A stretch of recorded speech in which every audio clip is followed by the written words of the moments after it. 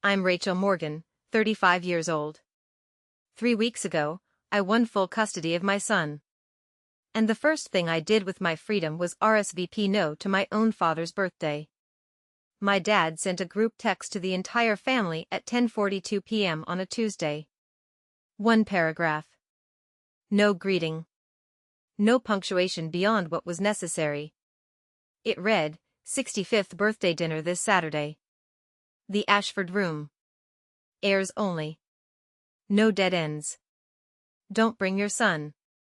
He wasn't just talking about me. He was talking about my 8-year-old boy, Caleb. He was erasing both of us. I read the message twice, then a third time, like maybe the words would rearrange themselves into something less cruel if I stared long enough. They didn't. They stayed exactly what they were, precise, intentional, and sharp enough to cut clean through anything that was still trying to hope he might change. I typed back, I won't come. The reply came almost instantly, like he'd been waiting with his phone in his hand. Good. We don't need your drama. 2 sentences. That's all it took for my father, Daniel Morgan, to reduce me to something inconvenient, something disposable. Again. But 2 days later, he walked into the most expensive restaurant in downtown Chicago for his 65th birthday dinner and stopped dead in his tracks, because at the best table in the entire place, the one by the floor-to-ceiling windows overlooking the river, there I was sitting across from the mayor of Chicago. And when the mayor stood up, shook my father's hand, and introduced me properly, my dad couldn't say a single word. Before I take you back to where all of this really started, I want to ask you something. If someone told you that you and your child didn't belong in your own family, would you walk away quietly, or would you wait for the right moment to show them exactly who you are? If this kind of story pulls you in, go ahead and subscribe to Women Reddit Stories right now, because what unfolds in this one is something I'm still processing even now. Now let me take you back to the first time I realized my father had already decided who I was, and more importantly, who I wasn't. The Morgan family didn't just run a business. They worshipped it. My grandfather started Morgan Logistics back in the 1960s with one delivery truck and a warehouse the size of a garage. By the time it reached my father, it had turned into a regional distribution empire, contracts across the Midwest, warehouses in 3 states, and a reputation that meant something in every room my father walked into. And in his mind, that legacy had a very specific path. Sons inherit. Daughters marry. He never said it like it was cruel. He said it like it was obvious, like gravity or the weather, something you don't question because it just is. I was the youngest of 3. My oldest brother, Ryan, is 40 now, polished, confident, exactly what my father wanted in a successor. My middle brother, Ethan, 37, was the backup plan, the safety net in case Ryan ever slipped. And me? I was the afterthought. The daughter who didn't fit the blueprint. The thing is, I didn't struggle in school. I excelled. Top of my class, student government, full scholarship to Northwestern. I didn't need the company. I didn't need his money. I built my own path early, and I thought, maybe naively, that would make him proud. When I called him to tell him I'd gotten the scholarship, do you know what he said? Well, that saves me tuition. Good. That was it. No congratulations. No questions. No interest in what I wanted to study or who I wanted to become. Just a financial calculation, like I'd checked off a box on a spreadsheet he didn't care to look at again. A week later, he flew to Boston to attend Ryan's orientation for business school. He posted a picture of the 2 of them on social media with the caption, "Legacy in Motion." I saw it while sitting alone in my dorm room.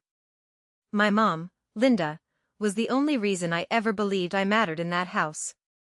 She had this quiet way of balancing things out, of slipping me little reassurances after dinners where my father only toasted the boys. She'd touch my arm in the kitchen and say softly, "You're just as capable as they are, Rachel. Don't let anyone make you think otherwise." She died when I was 16. Breast cancer. and whatever softness existed in that house disappeared with her. There's a framed photograph in my father's living room. It's been there for years. It shows him standing between Ryan and Ethan, all three of them in suits, all three of them smiling like they're part of something important. I'm not in it. Neither is my son. It's like we never existed. My mom left me one thing before she passed. Not money. Not jewelry. A letter.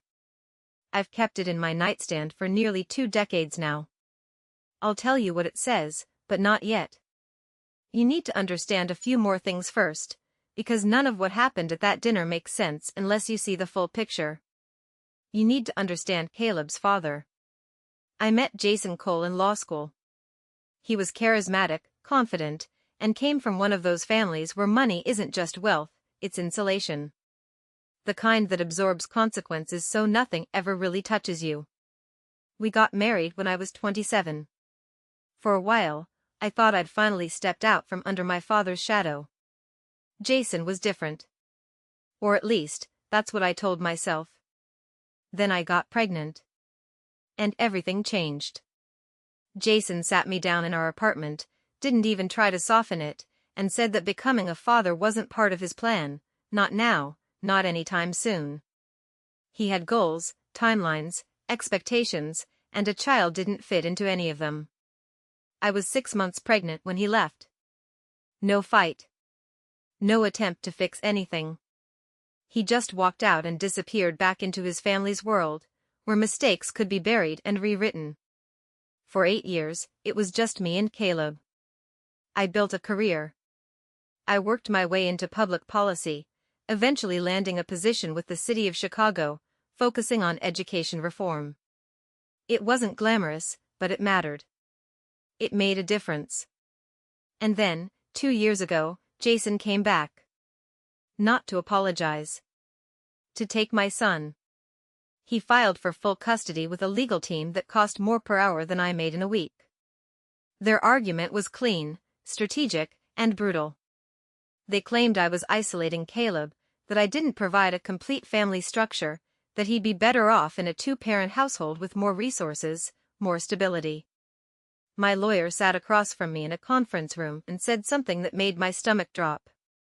If we can't show that Caleb has a strong extended family on your side, their argument gains traction. That's where my father came in.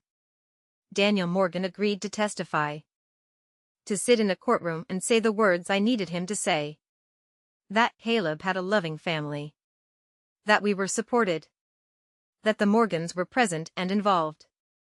But nothing with him comes without a price. He didn't ask for money. He didn't need to. He asked for compliance. Don't embarrass this family. Don't make scenes. Know your place. And for 2 years, I did exactly that. I showed up to every holiday. I sat through every dinner. I ignored every comment that reduced me to something smaller than I was. Also, the man who called me a dead end would stand in a courtroom and pretend he cared about my son.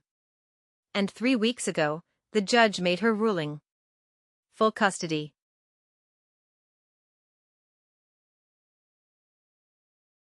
The judge didn't raise her voice when she delivered the decision.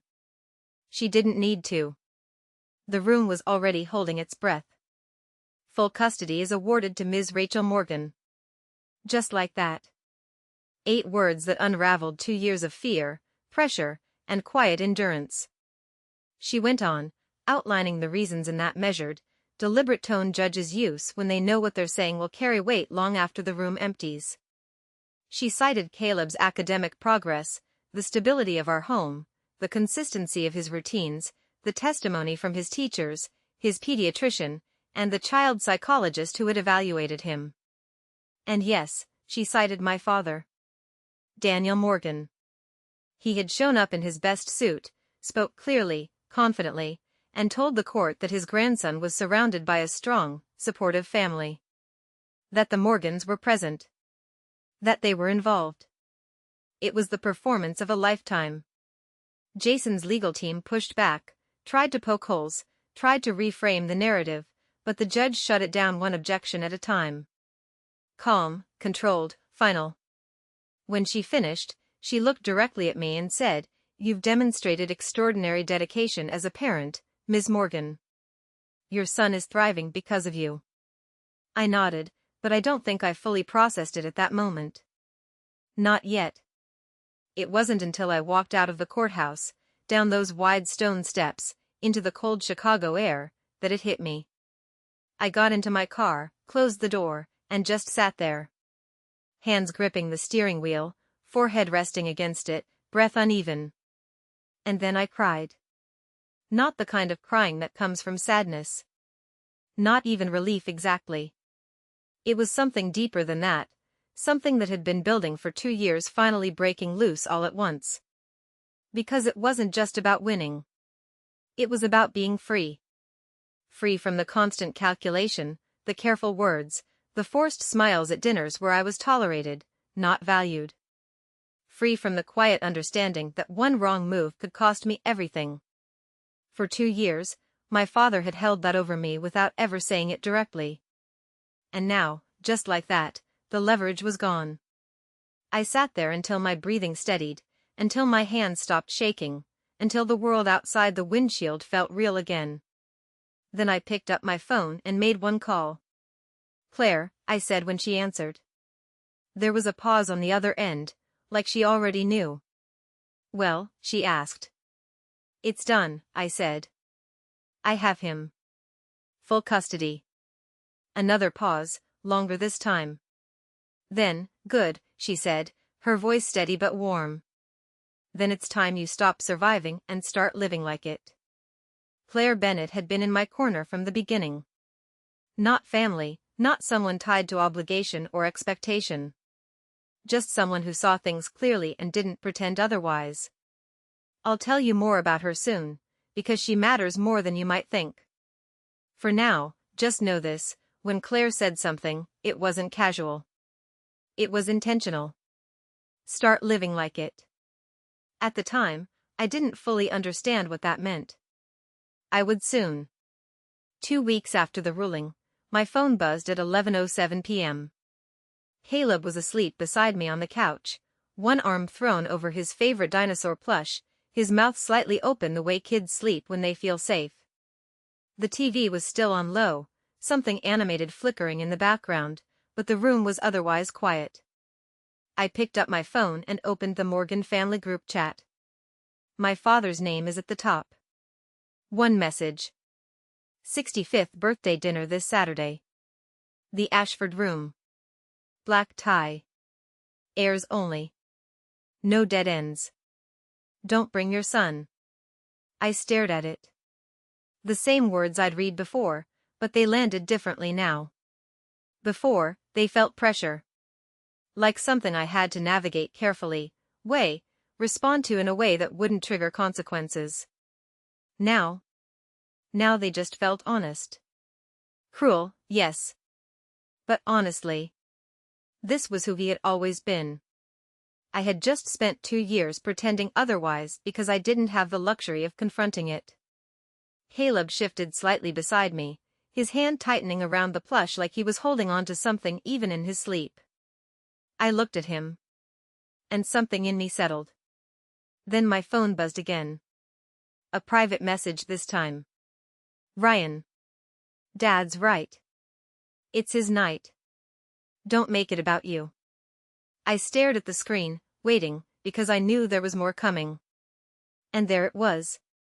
To be honest, the heir's only idea was mine. He liked it. Of course it was. Ryan had always understood how to speak my father's language. He knew exactly what would resonate, exactly how to frame something so it sounded like tradition instead of exclusion. I typed slowly, deliberately. "I won't come." Back to the group chat. The reply came instantly. "Good," my father wrote. "We don't need your drama. Your mother would be ashamed." That stopped me. Not because it hurt in the way it used to, but because of how calculated it was. He reached for the one thing he knew used to work. The one name that still carried weight. My mother. For a second, the old reaction flickered. That instinct to defend, to explain, to justify. But it passed just as quickly. Because something had changed. The custody ruling hadn't just shifted my legal reality. It had shifted me. I set my phone down on the coffee table and leaned back into the couch. Caleb was still asleep, completely unaware of the words that had just been said about him. About us. And I realized something in that moment, something so clear it almost felt obvious. I didn't owe my father access anymore. Not to me. And definitely not to my son. The next morning, I woke up before Caleb, made coffee, and sat at the kitchen counter with my laptop open. There was an email waiting for me. Subject line, Policy Review Dinner, Confirmation. I clicked it. Saturday. 7 p.m. The Ashford Room. Reservation under, Office of the Mayor. 2 seats. The best table in the restaurant. I stared at the screen for a long moment. Then I leaned back in my chair, exhaled slowly, and thought about Claire's words again. Start living like it. This wasn't revenge. It wasn't a plan to embarrass anyone or create a scene. It was something simpler than that. I had earned my seat at that table. And for the first time in my life, I wasn't going to give it up just to make someone else comfortable. I closed the laptop just as I heard small footsteps behind me. Mom? Caleb's voice, still sleepy. I turned in my chair and smiled. Hey, buddy. He rubbed his eyes and walked over, climbing onto the stool next to me. Are you working today? Not today, I said.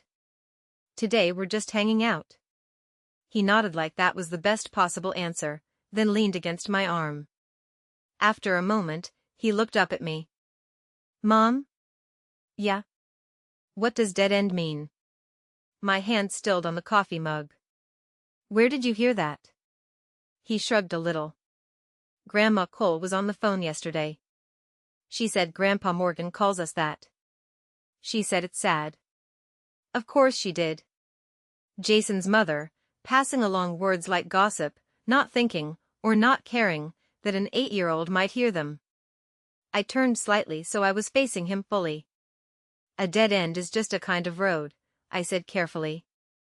It's where one path stops, but it doesn't mean there aren't other ways to go. He thought about that for a second, then nodded. Oh. Okay. Then, just like that, he moved on. Can we have pancakes? I smiled. Yeah, we can have pancakes. But as I stood there flipping them at the stove a few minutes later, I felt something settle deeper inside me. Not anger. Not even sadness. Just clarity. And that clarity carried me through the rest of the week, through every meeting, every email, every quiet moment where the past might have tried to creep back in. Because this time,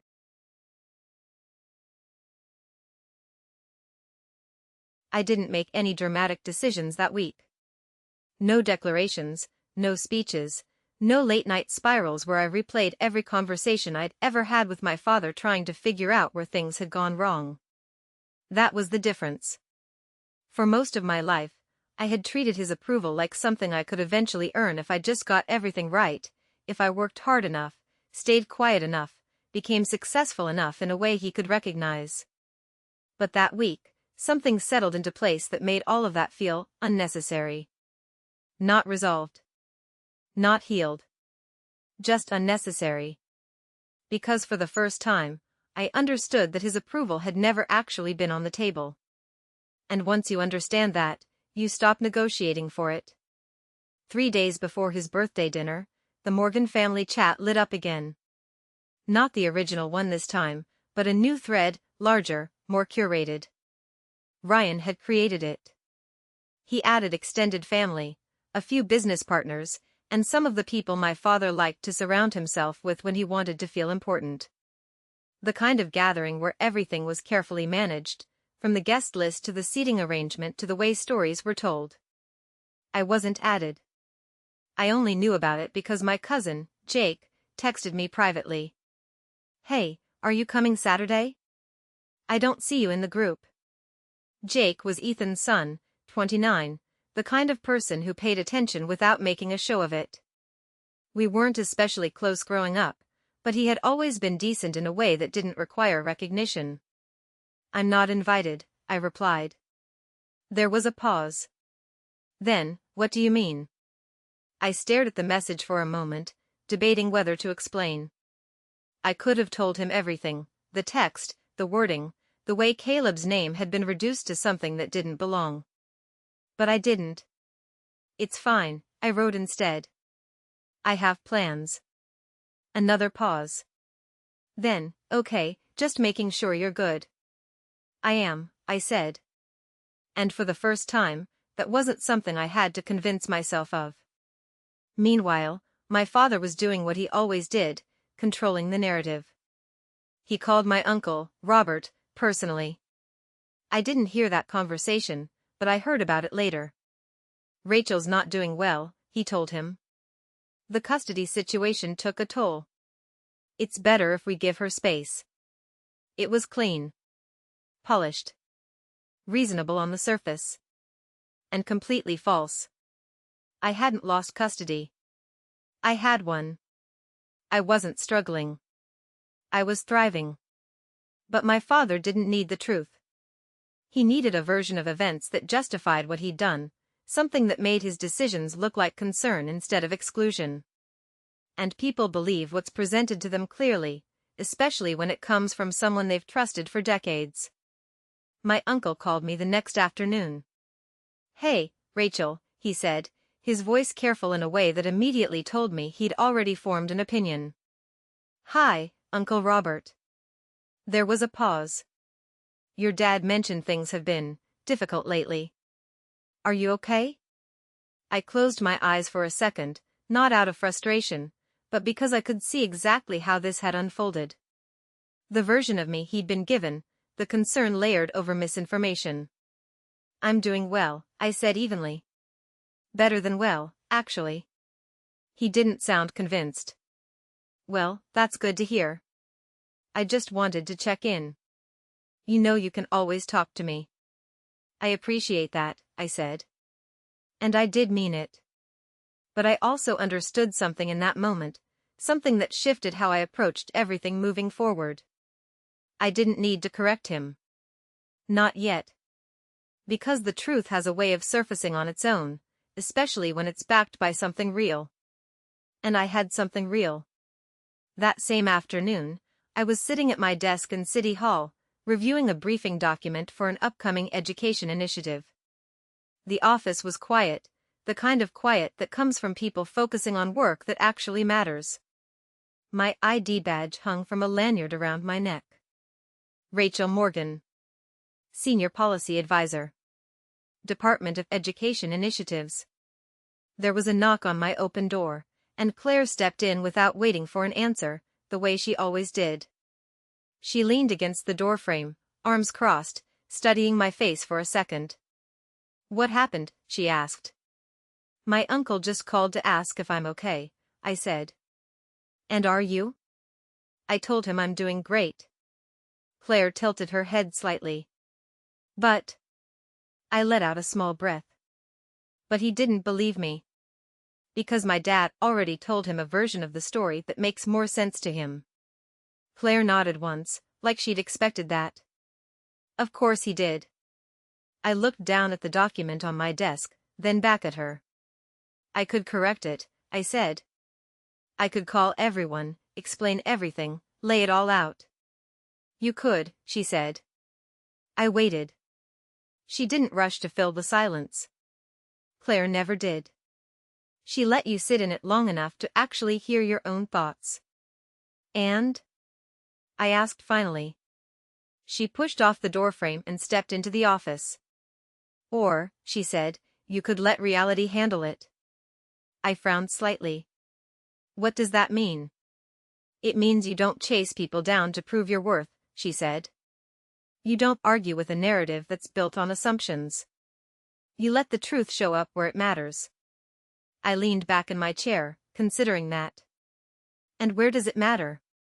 I asked. Claire's expression shifted just slightly, something sharper beneath the calm. "Saturday night," she said. I held her gaze for a moment. "You already know, don't you?" She gave a small, almost amused smile. "I know you have a confirmed dinner with the mayor at the Ashford Room," she said. "And I know your father chose the same restaurant for his birthday without realizing it." I let out a quiet breath. "It wasn't planned like that," I said. "I know," she replied.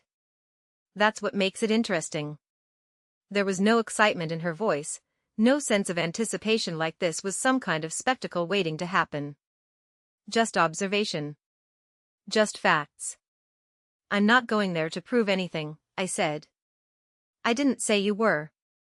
"I'm going because I earned that seat," I added. Claire nodded. "Exactly." She paused, then added, "The rest is just geography." That word again. Geography. I thought about it for the rest of the day. The idea that two completely different realities could exist in the same space at the same time, separated by nothing more than perspective and proximity. My father's version of the world, where I was an afterthought, a complication, something to manage or exclude. And mine, where I had built something independent of him, something that didn't require his validation to exist. Both of those realities were about to occupy the same room. Not because I forced it. Not because I engineered it. But because that's how things had aligned. Friday night, the night before the dinner, I kept things simple. Caleb and I ordered pizza, watched a movie he'd been asking about all week, and stayed up a little later than usual because there was no reason not to. At one point, he looked over at me and said, "Are you going somewhere tomorrow?" "Yeah," I said. "I have dinner." "Important?" I smiled. "Yeah. Pretty important." He nodded like he understood exactly what that meant, even if he didn't. "Are you gonna wear your fancy clothes?" "Something like that." He grinned. "You always look fancy." I laughed softly. "Thanks, buddy." Later, after he went to bed, I stood in my room looking at my closet. I didn't reach for anything dramatic. No statement dress. No bold color. I chose a navy blazer, tailored trousers, a white blouse. Clean, professional, understated. The kind of outfit that doesn't need attention to carry weight. Then I opened my jewelry box. And there it was. My mother's ring. Simple gold band, small emerald set into it. Nothing flashy, nothing designed to stand out in a crowd. But it mattered. I slipped it onto my finger and held my hand up for a second, watching how it caught the light. I'd worn it for years. My father had never noticed. Not once. I closed the jewelry box and sat on the edge of my bed, letting the quiet settle around me. There was no anxiety. No second guessing. Just a steady awareness of what was coming. Not because I knew exactly how the night would unfold. But because I knew exactly who I was walking into it as. And that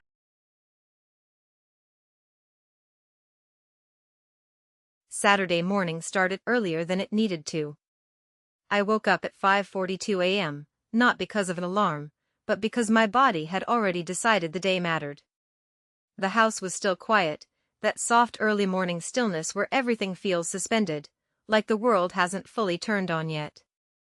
Caleb was asleep down the hall, sprawled across his bed, one arm hanging off the side, his blanket twisted around his legs the way it always ended up by morning. I stood in the doorway for a second, just watching him, letting that steady, uncomplicated rhythm of his breathing ground me. Then I went downstairs, made coffee, and sat at the kitchen counter with my phone. The Morgan group chat, the one I wasn't in, but that Jake had been quietly forwarding me screenshots from, was already active. Ryan had posted a photo of the Ashford room setup. White linen, polished glassware, gold-accented place cards arranged with surgical precision. The lighting was low and warm, the kind designed to make everything look more important than it really is. Ethan followed it with a picture of the wine selection, 4 bottles of Chateau Lafite Rothschild, lined up like trophies. Then my father chimed in. Tonight we celebrate 65 years and the legacy I built with my heirs. My heirs. I stared at the words for a moment, and for a brief second, something old tried to surface. That familiar pull, the one that whispers maybe this time will be different, maybe if you just showed up, maybe if you just tried one more time. It was subtle, but it was there. Old habits don't disappear overnight. I took a slow sip of my coffee and let the feeling pass. Because right on cue, I heard footsteps behind me. Mom? Caleb's voice, still thick with sleep. I turned slightly in my chair. Hey, you're up early. He shuffled over, dragging his blanket with him, and climbed onto the stool beside me.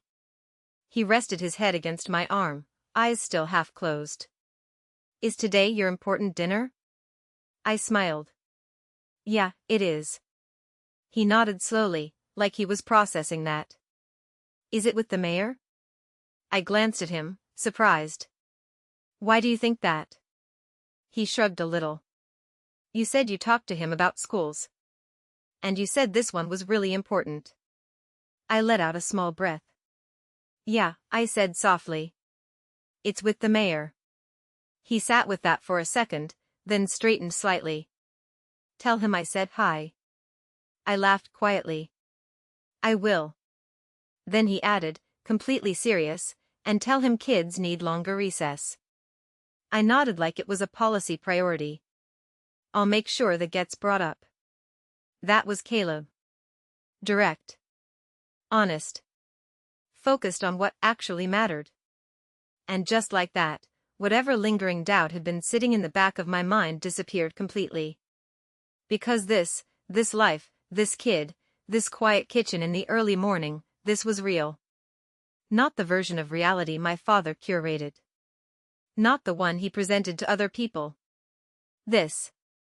The rest of the day moved easily. We had breakfast together, pancakes like I promised, then spent the afternoon at the park a few blocks away. Caleb ran around with a group of kids he'd met there before, turning a simple game of tag into something that felt like a full-scale operation. I sat on a bench, watching him, letting the normalcy of it all settle in. At one point, my phone buzzed. Claire. You good? Her message read. I typed back, yeah. 3 dots appeared almost immediately. Any second thoughts? I looked up from my phone, watching Caleb sprint across the grass, laughing, completely in his own world. Then I typed, no. Her reply came through a second later. Good. Remember, this isn't about them. I know, I wrote. And Rachel, she added. Yeah? Don't shrink tonight. I stared at that message for a second. Then I locked my phone and slipped it back into my bag. Don't shrink.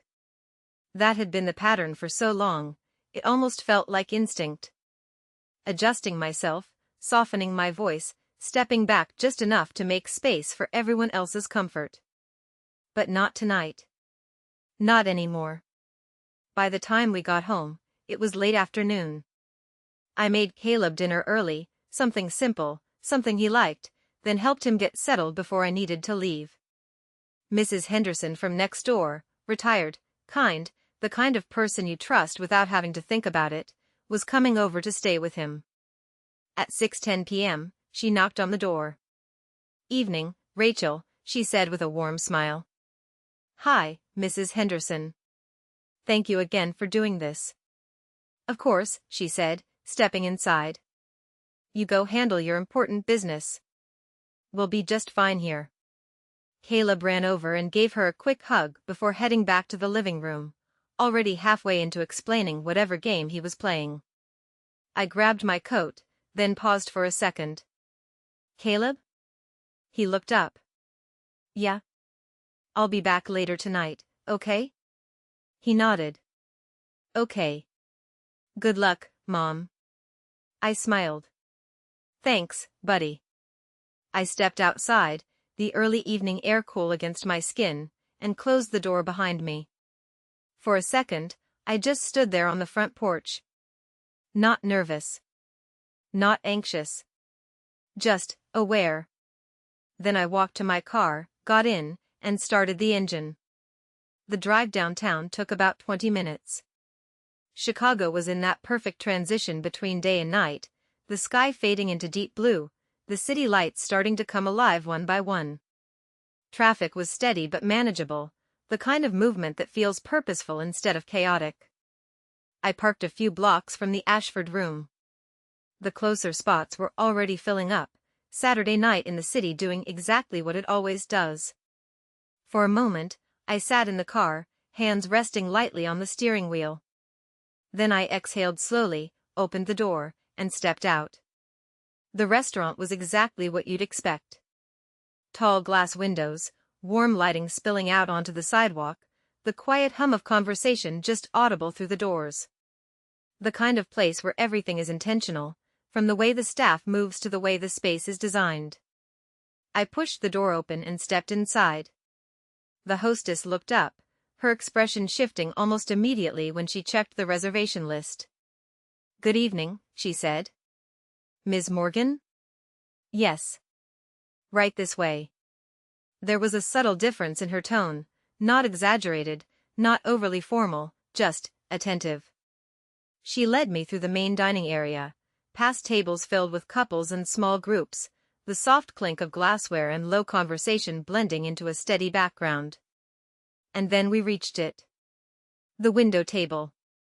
Floor-to-ceiling glass overlooking the Chicago River, the skyline reflecting in the water, the entire city stretching out beyond it like something alive. Two place settings. Simple. Elegant. Undeniably the best seat in the room. "This is your table," she said. "Thank you." I took my seat, placing my bag beside me, smoothing my blazer slightly out of habit. From where I sat, I could see most of the restaurant. And after a moment, I noticed it. The large round table further inside. 12 seats. Positioned near the center, visible but not prominent. Good. But not the best. I didn't need to ask. I already knew. I ordered sparkling water, folded my hands lightly in my lap, and let myself settle into the space. I didn't look toward their table. Not yet. At 7:12 p.m., the mayor arrived. He walked in without fanfare, just one aide behind him, his presence noticeable but not overwhelming. He spotted me almost immediately and crossed the room with that easy, practiced confidence of someone who had spent decades navigating rooms like this. "Rachel," he said, smiling as he reached the table. "Good to see you." "Good to see you too." We shook hands, and he took his seat across from me. "I've been looking forward to this," he said. "Phase 2 is going to be critical." "It is," I agreed. I brought updated projections. "Perfect," he said, reaching for his menu. "Let's get into it." And just like that, the evening began. Not as a confrontation. Not as a statement. But exactly as it was meant to be. A meeting I had earned. A seat I belonged in. And somewhere deeper in the restaurant, my father was about to walk into a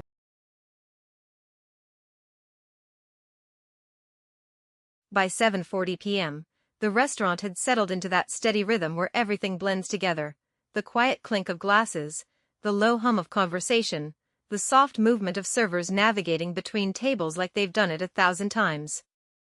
At my table, the conversation had already moved past introductions and into substance. The mayor leaned slightly forward, flipping through the briefing packet I had placed between us, his attention sharp in a way that told me he wasn't just skimming, he was engaging. "These projections," he said, tapping a page lightly, "they account for rural districts differently than the first phase." "They have to," I replied. "The infrastructure gaps are wider. If we apply the same model, we'll miss the areas that need it most." He nodded once, thoughtful. "And funding?" "Reallocated, not increased," I said. "We shift from underutilized programs into targeted interventions. It's more efficient without expanding the budget." He looked up at me then, a small smile forming. "That's why I wanted you on this," he said. You don't just see the problem, you understand how to work within the constraints. I inclined my head slightly. Constraints are where most policy actually lives. He laughed quietly at that, then closed the folder. You know, he said, reaching for his glass of water, I've worked with a lot of advisors over the years. State level, federal level, private sector consultants. Very few people have your combination of analytical precision and practical application. I held his gaze, not deflecting, not downplaying. Thank you. And I meant it. Because this recognition, was earned. Not given out of obligation. Not filtered through expectation. Earned. About 20 feet away, the Morgan table was fully seated. I could hear them now, not clearly enough to catch every word, but enough to recognize the cadence. Ryan's voice carrying slightly more than the others, Ethan's quieter responses, the occasional deeper tone of my father anchoring the conversation. I didn't turn. Not yet. Because I didn't need to. The mayor shifted slightly in his chair, glancing past me for a brief moment before returning his attention. There's a large party in tonight, he said casually. Looks like a celebration. There is, I replied evenly. He studied me for a second. Family? I met his eyes. My father's birthday. A small pause. And you're here? I wasn't invited. The words didn't land with drama. They didn't need to.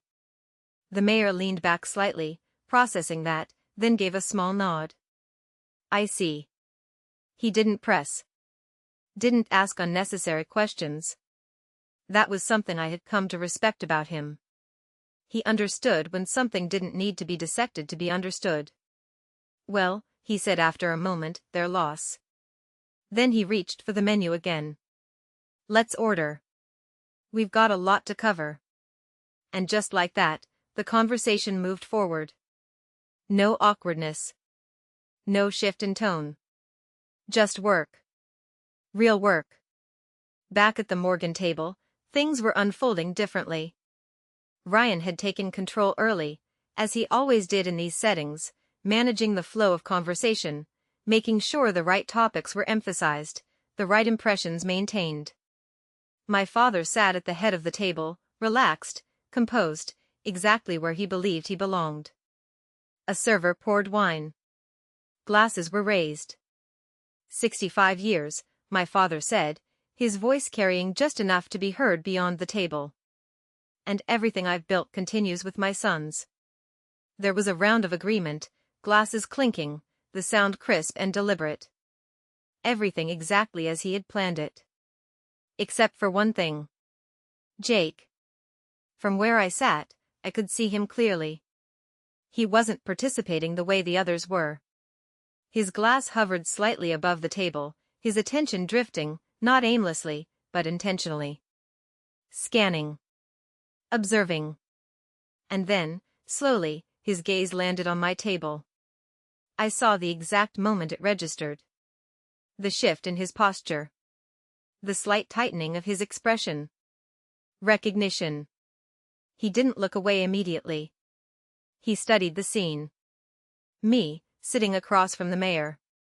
The briefing documents. The way the staff interacted with our table, the subtle difference in attention. He took it all in. Then, quietly, he set his glass down. He said something to the person next to him, Ethan, I think, then pushed his chair back and stood. Excuse me, he said. No one stopped him. No one thought to. Because in that moment, there was no reason to.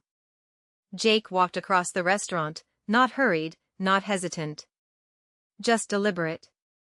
I noticed him when he was about 10 feet away. I let him approach.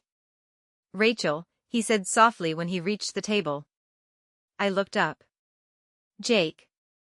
His eyes flicked briefly to the mayor, then back to me. Is that? I didn't make him finish the question. Mayor Collins, I said, my tone calm. This is my cousin, Jake Morgan. The mayor stood immediately, extending his hand without hesitation. "Nice to meet you, Jake." Jake shook his hand, clearly caught off guard but trying to recover quickly. "You too, sir," he said. The mayor smiled slightly. "Your cousin is doing exceptional work for this city," he added. Jake glanced at me again, something shifting behind his eyes. "I didn't know," he said. I held his gaze for a moment. "That's because no one asked." It wasn't sharp. It wasn't accusatory. Just true. Jake nodded slowly, absorbing that. He stood there for another second, then gave a small, almost automatic smile. "Well, I won't interrupt," he said. "Just wanted to say hi." "Good to see you," I replied. He turned and walked back toward the table. From where I sat, I could see the moment he reached his seat. Ryan leaned toward him immediately, asking something. Jake responded briefly. And then everything started to shift. Not dramatically. Not all at once. But enough. Because once one person sees something clearly, it's only a matter of time before others start to notice. At my table, the mayor picked up his glass. "Family dynamics," he said lightly. "Always interesting." "That's one word for it," I replied. He smiled. "Let's get back to something more productive." I nodded, grateful for the shift. We moved into the next phase of discussion, the conversation tightening, focusing on implementation timelines, resource allocation, the kind of details that don't make headlines but determine whether something actually works. And through all of it, I remained exactly where I was. Present. Steady. Unmoved. I didn't look toward their table again. I didn't need to. Because the night was already doing what it was going to do. And I could feel it. The shift in the room. Subtle, but real. Like the first crack in something that had always been presented as solid. At 8:15 p.m., the second course was cleared from their table. At 8:17,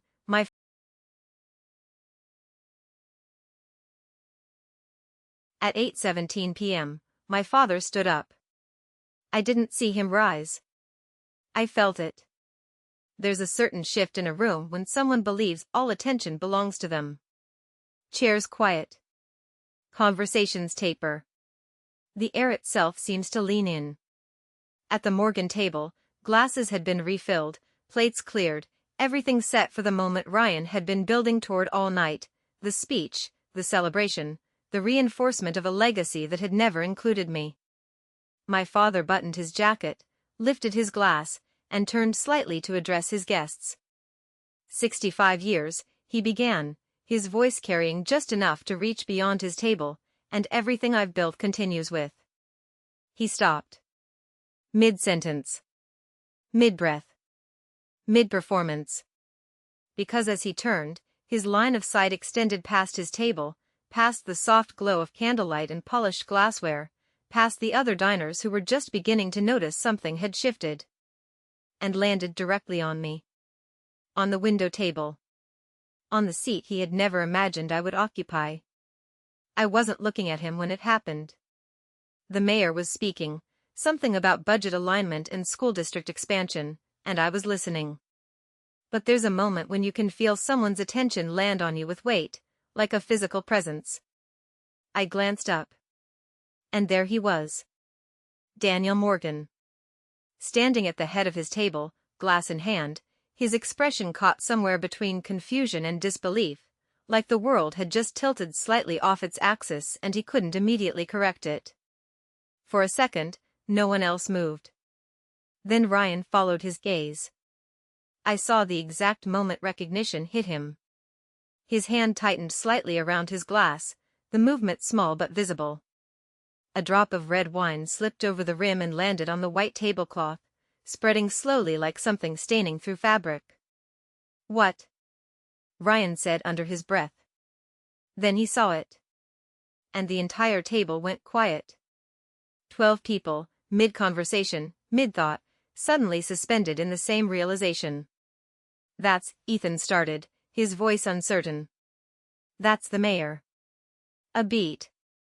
Why is Rachel sitting with the mayor? My father didn't answer immediately. Because for the first time in his life, he didn't have one ready.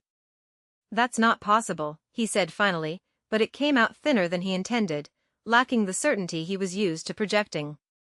At my table, I didn't react. I didn't turn fully toward them. I didn't acknowledge the shift. I simply continued the conversation, steady, engaged, exactly as I had been before. Because this wasn't a performance. This was my reality. And it didn't require adjustment. Back at their table, the tension tightened. Ryan leaned slightly toward my father. "Dad, don't," he said quietly. "You'll make a scene." But my father was already moving.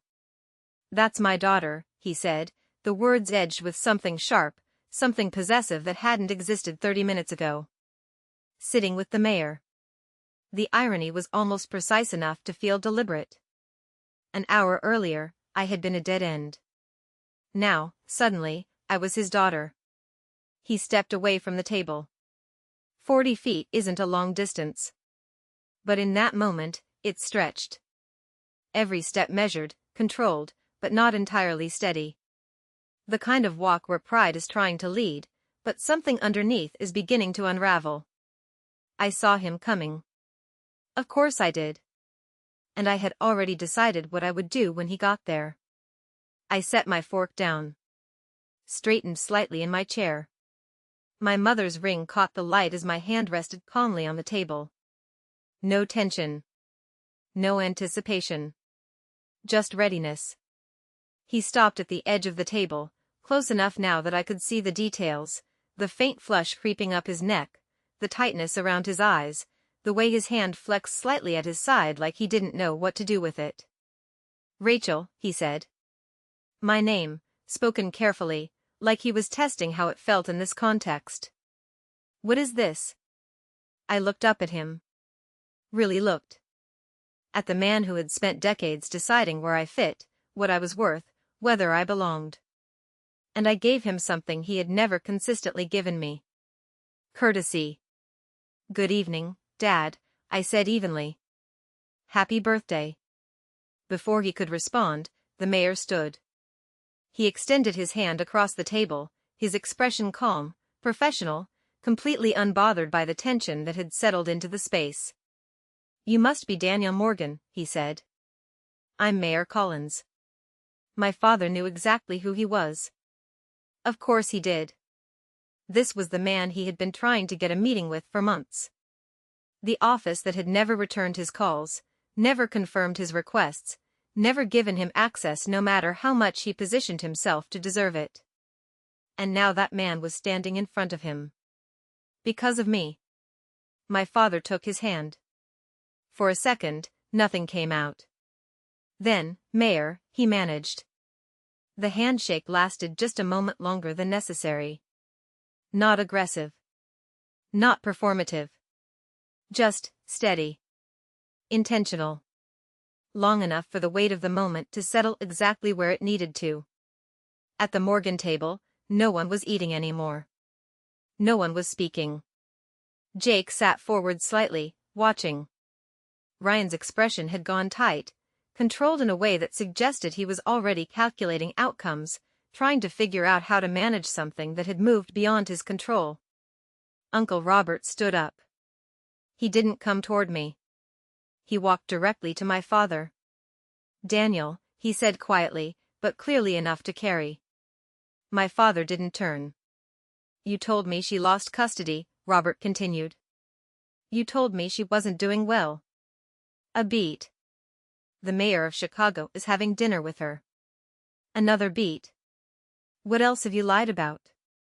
The words didn't need volume. They cut clean without it. My father stood there, still at my table, still not looking at anyone else. And for the first time I could remember. He didn't have control of the room. I stood. Not quickly. Not dramatically. Just enough to meet him eye to eye. "I didn't come here to embarrass you," I said, my voice steady, measured. I came here because I had a meeting. I paused, letting that settle. A meeting I earned. He blinked, once, twice. I continued. You called me a dead end, I said.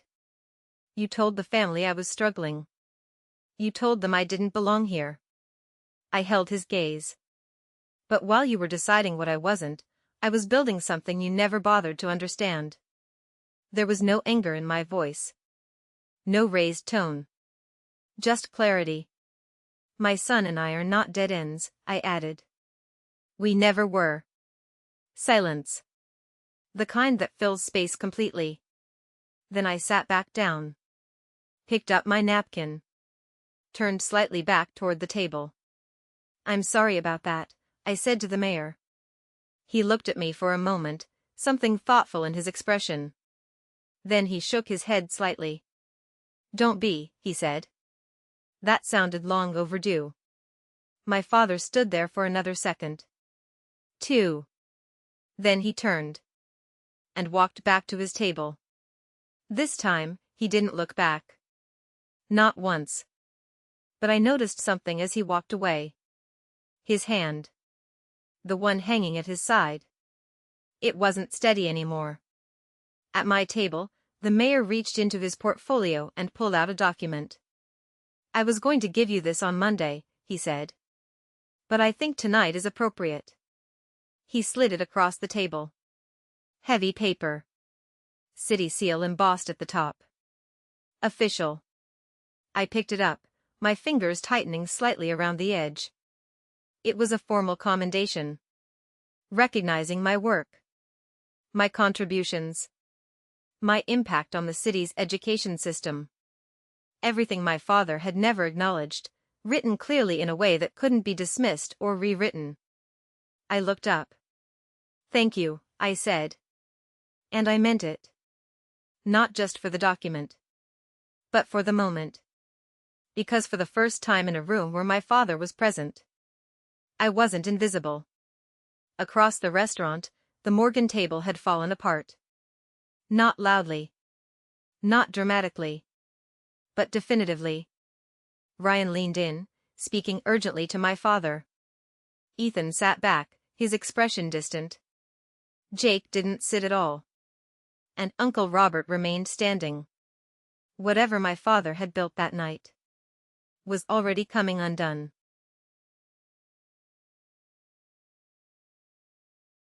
The room didn't erupt. There was no dramatic collapse, no raised voices, no spectacle that would make people stop eating and turn fully in their seats. It was quieter than that. More precise. The kind of unraveling that happens in real time but only becomes obvious once it's already too late to stop it. At the Morgan table, no one resumed their meals. The carefully curated evening, the wine, the seating, the speech that never finished, just stalled. Ryan leaned toward my father, his voice low but urgent, the tone of someone trying to regain control of a situation that had already slipped beyond his reach. What did you say to him? My father asked, his voice tight, directed at Ryan but loud enough to carry. Nothing, Ryan shot back. This isn't about what I said. This is about what you didn't. Ethan sat back in his chair, silent, watching. Jake didn't sit down at all. He stood beside his chair, his posture different now, less passive, more aware, like something had finally clicked into place. Uncle Robert didn't return to his seat. He stayed standing.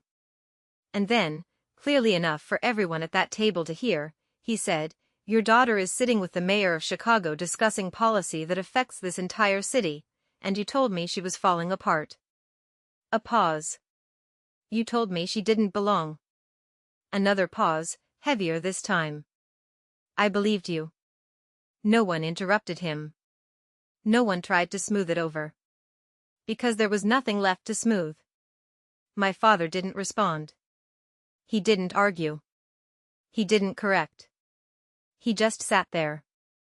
And for the first time in my life, Daniel Morgan looked like a man who didn't know what to do next. At my table, the mayor had already shifted the conversation back to work. Not dismissively. not to avoid what had happened, but because he understood something important. What mattered wasn't the disruption. What mattered was what came after. We reviewed timelines, discussed implementation, mapped out the next steps for expanding the program into districts that had been overlooked for years. The conversation was focused, productive, grounded in something real. And through all of it, I didn't look back. Not once. Because I didn't need to see what was happening behind me to understand it. I could feel it. The shift. The rebalancing. The quiet correction of a narrative that had been wrong for a very long time. At some point, the manager approached our table. "Would you mind if we took a quick photo for the city newsletter?" he asked the mayor. The mayor glanced at me. "Only if Rachel's okay with it." I nodded. "That's fine." We stood, side by side, the city skyline stretching out behind us through the glass, the reflection of lights dancing across the river below. The camera flashed once. Then again. And in that moment, I knew. Somewhere behind me. My father was watching. Not because I needed him to. But because he couldn't look away. We sat back down, finished the meeting, and by the time we wrapped up, the restaurant had thinned out. The Morgan table was half empty. Ethan had left. Jake was gone. Uncle Robert too. Ryan remained, but he wasn't speaking anymore. And my father was sitting alone at the head of a table built for 12. The cake sat untouched in the center. Candles unlit. The night he had planned so carefully had ended without the moment he had been waiting for. No speech. No celebration. No legacy reaffirmed. Just silence. I stood from my table, gathering my things, the commendation letter tucked carefully into my bag. The mayor shook my hand. "Excellent work tonight," he said. "We'll talk Monday." "Looking forward to it." He gave a small nod, then left with his aide, his presence moving through the room without disruption, just as it had when he arrived. I turned toward the exit. And for a brief moment, as I passed through the main dining area, I saw him. My father. He didn't call my name. Didn't stand. Didn't try to stop me. He just looked at me. And in that look, there was something I had never seen before. Not anger. Not dismissal. Something quieter. Something closer to realization. I didn't stop. I walked past him, through the door, and out into the night. The air was cool, the city alive in that steady, familiar way, cars moving, lights shifting, people continuing their lives without any awareness of what had just happened inside that restaurant. I got into my car, sat there for a moment, and let the silence settle. Not heavy. Not overwhelming. Just still. Then I started the engine and drove home. When I opened the front door, the house was quiet again. Mrs. Henderson was sitting on the couch, a book in her lap. "He's asleep," she said softly. "Thank you," I replied. "I really appreciate it." She smiled, gathered her things, and let herself out, leaving the house exactly as she found it. I walked down the hall, pushed Caleb's door open slightly, and looked in. He was curled up under his blanket, one hand tucked under his cheek, completely at peace. I stood there for a moment, then stepped inside, adjusted the blanket gently, and brushed a strand of hair away from his forehead.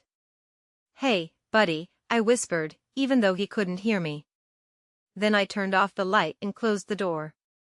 3 weeks later, a letter arrived. No return address. But I recognized the handwriting immediately. My father's. I sat at the kitchen table, opened it carefully, and read. No assistant. No formal tone. No performance. Just words. He wrote that he hadn't slept much since that night. That he kept replaying the same moment over and over, me at that table, wearing my mother's ring. He said he hadn't known I still wore it. That somehow, out of everything, that was what stayed with him the most. He admitted he had lied. To Robert. To the family. To himself. He said it had been easier than facing what he had done. What he had been doing for years. He wrote that my mother would have been proud of me. Not because of the mayor. Not because of the work. But because of Caleb. Because of the kind of person he was becoming. He ended the letter simply. I'm not asking you to forgive me. I'm asking for the chance to earn it. And then. Dad. Not Daniel Morgan. Not a signature meant for contracts or business deals. Just. Dad. I folded the letter carefully and placed it in my nightstand drawer. Right next to my mother's. I didn't respond. Not yet. Because forgiveness isn't something you grant in a moment. It's something that builds. Or doesn't. And that part? Was still unwritten. But here's what I do know. I spent most of my life believing that my worth was something my father got to define. That if I worked hard enough, achieved enough, became enough, eventually he would see me. Eventually, I would belong. But that night at the Ashford room didn't change him. Not completely. And it didn't fix everything. What it changed was me. I stopped waiting. I stopped shrinking. I stopped asking for a seat at a table that was never built for me. And instead, I built my own. A table where my son belongs. Where respect isn't conditional. Where presence isn't something you have to earn by becoming less of yourself. Last week, Caleb looked up from his homework and said, "Mom, can Grandpa come to my science fair?" I thought about it for a moment. Then I said, "If he earns it." He nodded like that made perfect sense. Because to him? It does. And maybe that's the point. To everyone listening, especially anyone who's ever been made to feel like they were a dead end in someone else's story. You're not. You're the beginning of something they never had the vision to understand. Build your own table. And decide who gets to sit at it. If this story stayed with you, go ahead and subscribe to Women Reddit Stories, and let me know in the comments, have you ever had to build your own table?